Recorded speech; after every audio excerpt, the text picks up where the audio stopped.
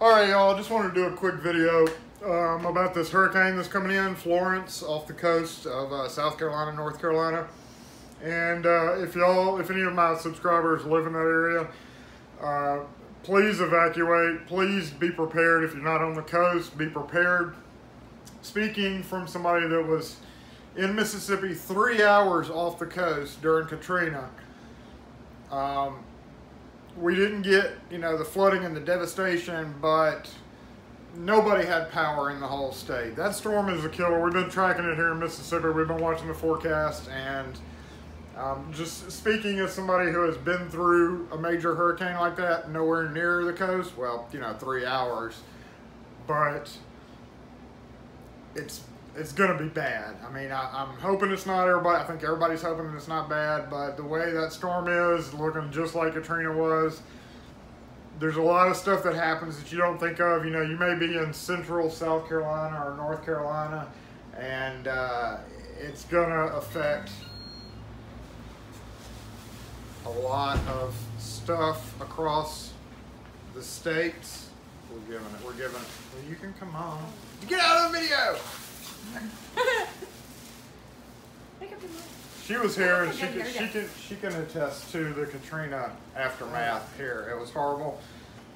Evacuees from everywhere are going to swamp. If you don't live on the coast, evacuees from the coast and all those cities are going to be swamping into your towns.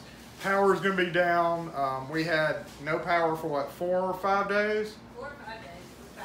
The shop had power, but none of the houses had power. The only reason the shop had power was because we're on the hospital grid. We're close to big hospitals. We're on the hospital grid, so we were back up immediately, and we were able to move all our food from the house into our shop refrigerator, luckily. However, no power meant the gas stations are down. So right now, if you're in North Carolina, South Carolina, anywhere on the East Coast in that projected path, fill up with gas. Go buy gas tanks. I know it may be already hard to do, but it's going to be harder to do afterward. For literally, what, a week and a half after that? Yes. We rode together for almost 2 weeks. 2 weeks we rode together because we were trying to conserve gas. For a week after that, the lines were 5 miles long, and they were only letting people get $20 worth of gas. So you had to sit for hours and hours and hours. And literally gas stations, they were backed up on the interstate, just people trying to get gas. So the number one thing, if you're staying in your area, even if it's not near the coast, if you're in any of those states, get gas. Get all your buckets and everything you can do to get gas if you need to be mobile. If you don't need to be mobile, don't, because other people are going to need that gas. Your food, hopefully you have backup plans, but if power's out for 4 or 5 days, your food's toast. Go ahead and strip it out of your refrigerator. Don't let it bake in your refrigerator because it will mess up. You'll have to buy a new refrigerator. Water, fill up your bathtubs, fill up your wash machines, fill up everything you can with water. And we're hoping, we're keeping our fingers crossed for the East Coast, North Carolina, South Carolina, wherever else that hits, but Mississippi and Alabama and New Orleans, obviously, anybody who has seen news of Katrina or whatever, it was bad. We went down to the coast about a month after Katrina. Everything was wiped out. You've all seen plenty of footage on that. Again, hopefully that is not going to happen, but this storm is looking very bad. So if any of my subscribers are over there, I know Lockpicking Patrolman is based in North Carolina, I think. So I don't know how close he is, but any of y'all that are there, just heed the warnings from the officials. Don't stay if you're on the coast. Get out. And hopefully you've already gotten out, because I know they have mandatory evacuations. But even if you are 3 hours, 4 hours, 5 hours from the coast inland, go ahead and get gas, because thousands, hundreds of thousands of people are going to be on the road needing gas, and you're not going to be able to get gas, period. So go ahead and get what you need now, or make plans to not use that gas. Ride together. If you and your wife or you and your girlfriend, y'all keep it to one car and just drive. For those of you who are having to evacuate, y'all be careful on the road, and we're keeping our fingers crossed for you, right, Kim? Yeah. yes, we're keeping our fingers crossed for you that nothing happens to your home or anything like that, but trust me, it is not pretty when you have to deal with the evacuees, the gas, the power outages, everything. And you know, it's the heat. It's when Katrina hit, it was in August, and in Mississippi it was hot. It was so hot. It was so hot, wasn't it? God, it was so hot. But that was kind of the least of the problem because, like I said, gas lines, you know, during that time I was running emergency calls for AAA, and we were like, no, we're not going to do that. We even had AAA calling us, begging us to deliver gas to people, but that's one reason we got rid of AAA. But I have a tidbit. Kim's got a tidbit. But anyway, I just want to do this video to let y'all know that, you know, it is not going to be a pretty thing if that storm is expected to do what it's expected Let's to see, do. we're 3 hours from the coast. That's what I was saying. And 3 hours from the coast, and we still had significant issues. How many? We didn't have a lot of damage in the front of the house, but I do remember you picking up a lot of tree limbs, some of which were not ours. Yeah, and tree limbs is what causes the problems. The power outages are caused by the fallen tree limbs with the wind. 140 mile an hour wind is what they were saying today, and that's enough to blow houses off foundations and literally can wipe out that whole coast. And also, in case Jason hasn't said anything, please make preparations for your fur babies. Yes, take your Microchip. dogs. Find someplace take that... a picture of your dog. Yes, and the shelters are full, so please try to have a backup plan for your fur babies because if you're evacuating, take your dogs. Yeah, don't leave your dogs. but there were some people that left their dogs behind in Katrina, and we They were left on volunteering at Kara at the time, and we got dogs in that had been sitting in flooded houses and attics. Yeah.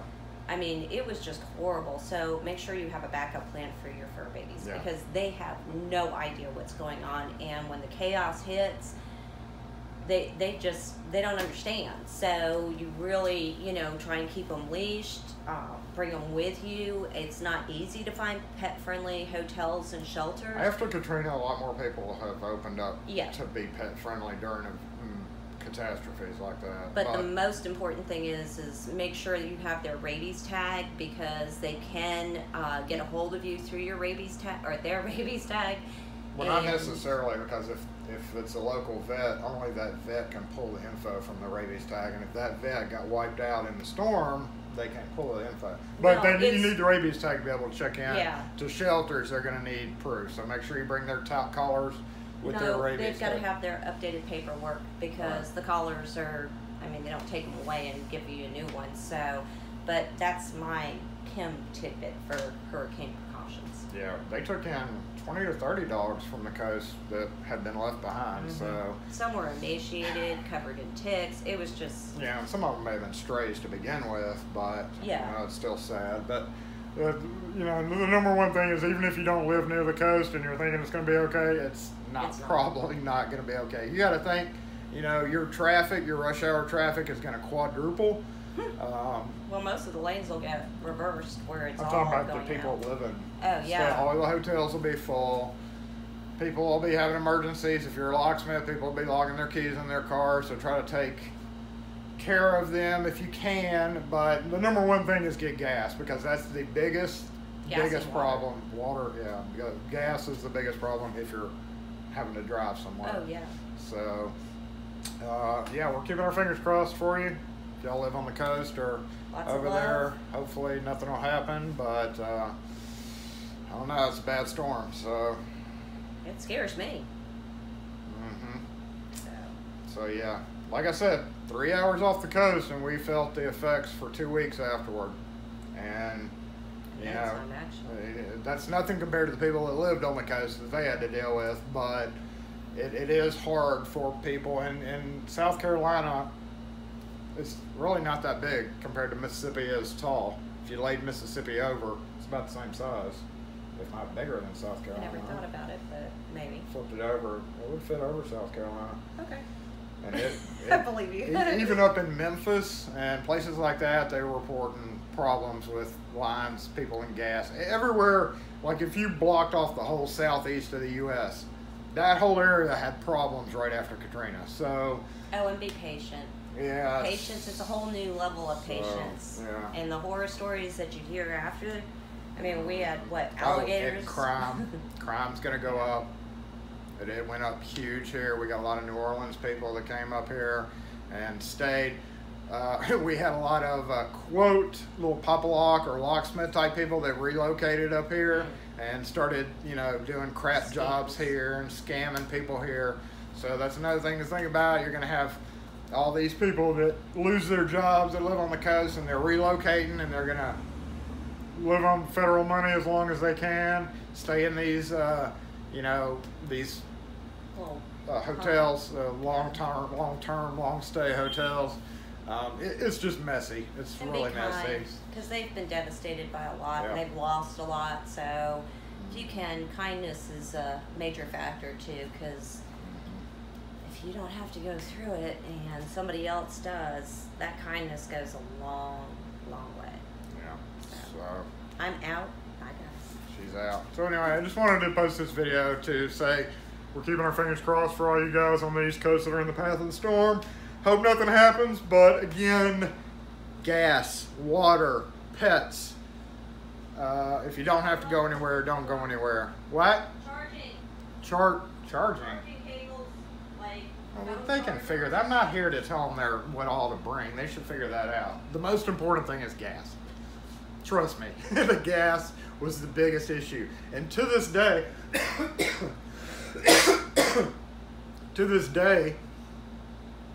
I've always wondered, they don't have the gas trucks that deliver the gas to gas stations. They could rig up a thing to pull the truck up and pump it directly into the car. They can even put a card swipe on there. I've never understood that. They still don't have those, but when you don't have power to a gas station, you can't pump gas. So get cash out of the ATM, get your gas now, and just be prepared. We're keeping our fingers crossed for you. Hopefully nothing will happen, but if it does, just hold tight, and we'll be thinking about you guys. So y'all have a good one, and keeping our fingers crossed. Thanks, guys. See ya.